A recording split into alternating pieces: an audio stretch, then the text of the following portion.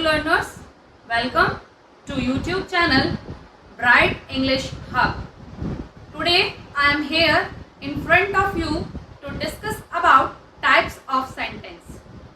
Sentence वाक्य के कितने प्रकार होते हैं, आइए जानते हैं वाक्य के प्रकारों के बारे में।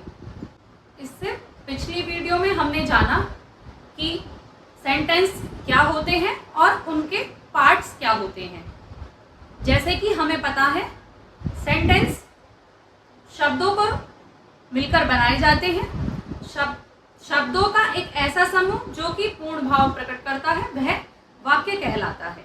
और उसके पार्ट्स सब्जेक्ट, प्रेडिकेट और सब्जेक्ट में क्वालिफायर, क्वालिफायर में डिटरमाइनर, एडजेक्टिव और एडजेक्टिव क्लॉज, और देन प्रेडिकेट, प्रेडिकेट में कॉम्प्लीमेंट हो सकता है, और जो सब्जेक्ट है उसमें दूसरा पार्ट होगा हेडवर्ड या मेन वर्ड, जिनकी जगह हमेशा नाउन और प्रोनाउन का यूज किया जाता है।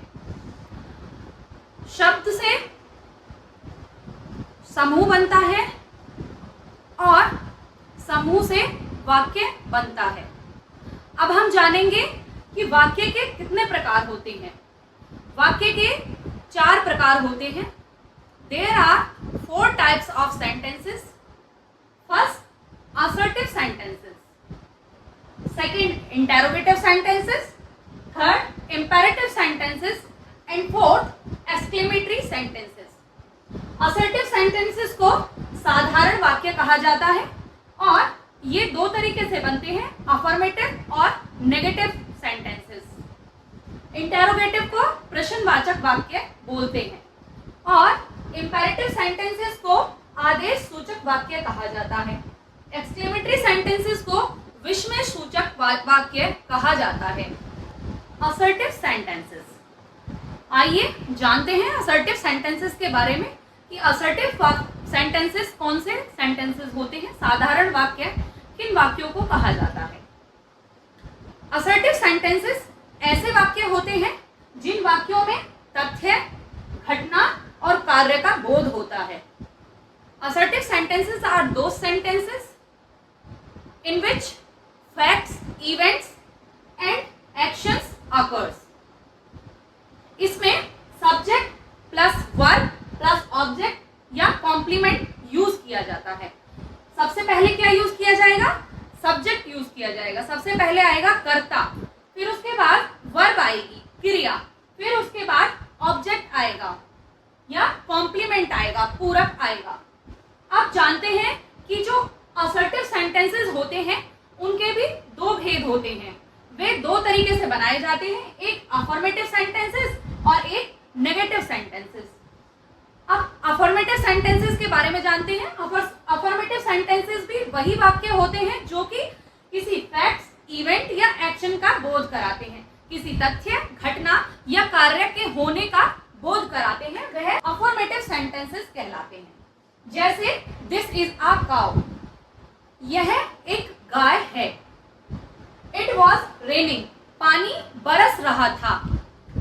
I bought this house last year, यह घर मैंने पिछले वर्ष खरीदा था। तो इन सभी सेंटेंसेस में ये सेंटेंसेस ऐसे हैं जो कि एक फैक्ट का बोध करा रहे हैं, किसी कार्य के होने का बोध करा रहे हैं। जैसे कि I bought this house last year, यह घर मैंने पिछले वर्ष खरीदा था। और इसमें इट वॉज रेनिंग, पानी बरस रहा था, ये क्या एक किसका बोध करा रहा है? एक फैक्ट का बोध करा रहा है कि पानी बरस रहा था, ये तथ्य है कि पानी बरस रहा था। दिस इज अ काउ, यह एक गाय है। यहाँ पर क्या बोध हो रहा है?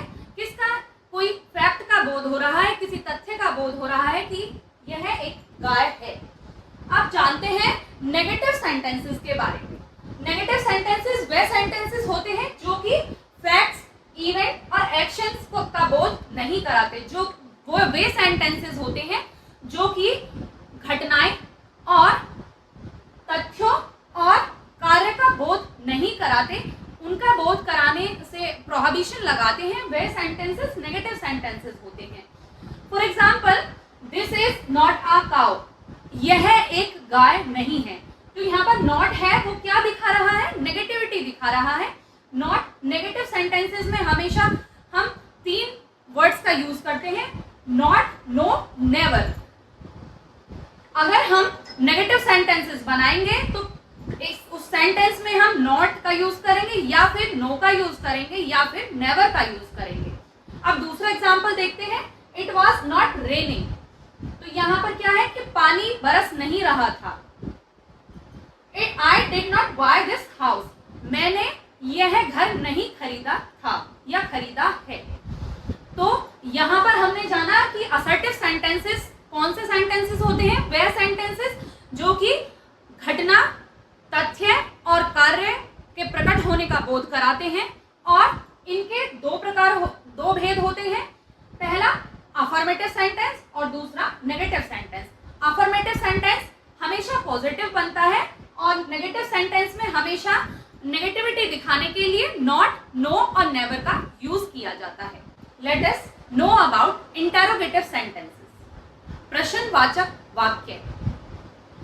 इंटरोगेटिव सेंटेंसेस वे सेंटेंसेस होते हैं जिनमें हम सवाल पूछते हैं, सवाल करते हैं, किसी तथ्य को जानने की इच्छा रखते हैं और इसमें जो सब्जेक्ट होता है, जो सब्जेक्ट का स्थान होता है वह क्रिया से बाद में आता है। ऐसे सेंटेंसेस में जो सब्जेक्ट का स्थान होगा वह क्रिया से बाद में होगा। अब ऐसे सेंटेंसेस को हम कैसे पहचानेंगे? ऐसे सेंटेंसेस को हम क्वेश्चन वर्ड से पहचान सकते हैं। जिन सेंटेंसेस में क्वेश्चन वर्ड पहले आता है वह सेंटेंसेस इंटरोगेटिव सेंटेंसेस कहलाते हैं, प्रश्नवाचक वाक्य कहलाते हैं। क्वेश्चन वर्ड कौन कौन से क्वेश्चन वर्ड्स होते हैं? जैसे what, which, were, how, they, were, will, is, did, these are some question words. For example, is he an honest man? क्या वह एक ईमानदार व्यक्ति है? तो यहाँ पर क्या है? is a question word and he is subject here. जैसे कि मैंने आपको बताया कि जो सब्जेक्ट होगा ऐसे वाक्यों में हमेशा वर्ब से बाद में आएगा। तो यहाँ पर हम देख सकते हैं कि इस वर्ब है और सब्जेक्ट ही है, वह वर्ब से बाद में आया है। Where you were you absent yesterday? क्या तुम कल अनुपस्थित थे? तो यहाँ पर वर क्या है? वर क्वेश्चन वर्ड है और यू यहाँ पर सब्जेक्ट है। Where will be question word here and you will be subject here and least will be predicate. Now, third example, will you buy this house? क्या तुम इस घर को खरीदोगे?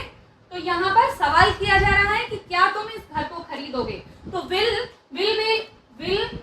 will be here question word and you will be subject here. What is your name? तुम्हारा क्या नाम है? तो यहाँ पर what will be question word and is will be verb और your will be subject and this will be predicate. Who is the Prime Minister of India? Bharat का प्रधानमंत्री कौन है? तो यहाँ पर सवाल किया गया कि प्रधानमंत्री कौन है। कौन क्या होगा? यहाँ पर who होगा, क्वेश्चन वर्ड होगा और बाकी is क्या है?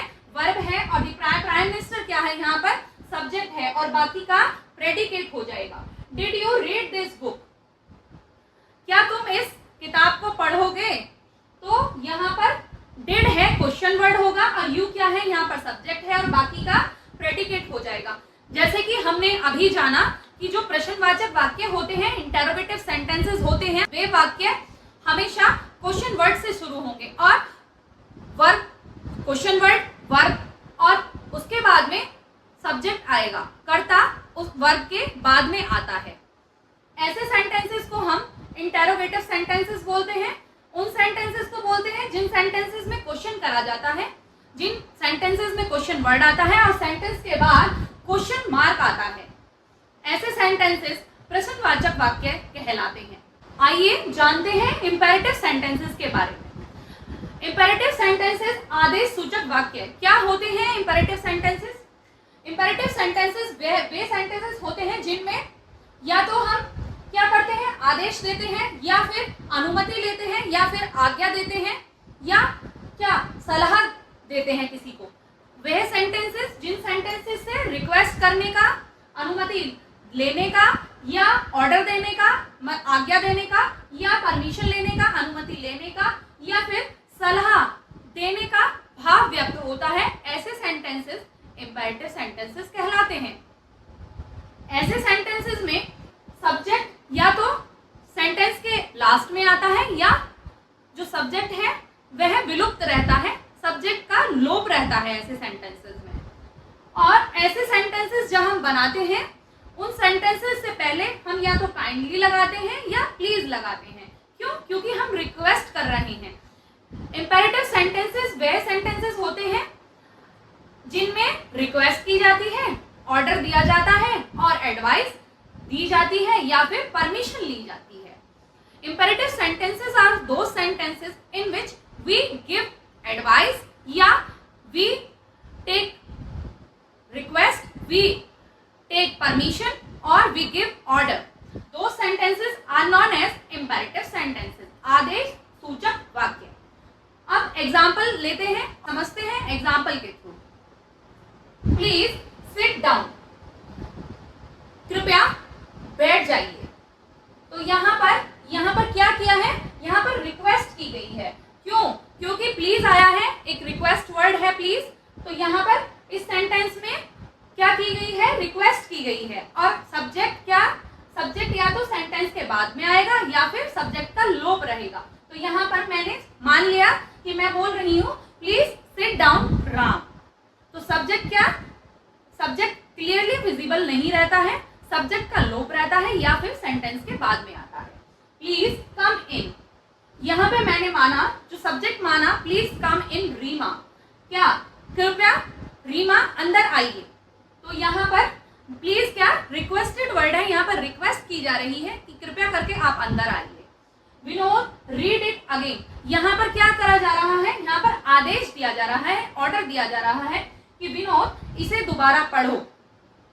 शट द विंडो, यहाँ पर क्या किया जा रहा है? यहाँ पर भी आदेश दिया जा रहा है, ऑर्डर दिया जा रहा है, क्या? विंडो बंद करने के लिए, शट द विंडो। यहाँ पर भी सब्जेक्ट का क्या? लोप रहेगा, सब्जेक्ट क्लियरली विजिबल नहीं होगा, सब्जेक्ट छिपा रहेगा। वर्क केयरफुली, यहाँ पर क्या किया जा रहा है? यहाँ पर एडवाइस दी जा रही है कि काम को सावधानी पूर्वक करो। तो यहाँ पर एडवाइस दी जा रही है कार्य को करने के लिए। तो यहाँ पर हम मानेंगे कि जो सब्जेक्ट है वह विलुप्त है, सब्जेक्ट छिपा हुआ है। ऐसे सेंटेंसेस जिनमें सब्जेक्ट छुपा हुआ रहता है या सेंटेंसेस के बाद में आता है, और ऐसे सेंटेंसेस जिनसे आज्ञा लेने का, अनुमति देने का, या फिर रिक्वेस्ट करने का या ऑर्डर देने का भाव व्यक्त होता है, वह सेंटेंसेस इंपेरेटिव सेंटेंसेस कहलाते हैं, प्रश्न आदेश सूचक वाक्य कहलाते हैं। एक्सक्लेमेटरी सेंटेंसेस, विस्मय सूचक वाक्य। विस्मय सूचक वाक्य वे वाक्य होते हैं जिन वाक्यों में जो वक्ता होता है उसकी भावनाओं का व्यक्त होना दर्शाया जाता है, ऐसे वाक्य विस्मय सूचक वाक्य कहलाते हैं, एक्सक्लेमेटरी सेंटेंसेस कहलाते हैं।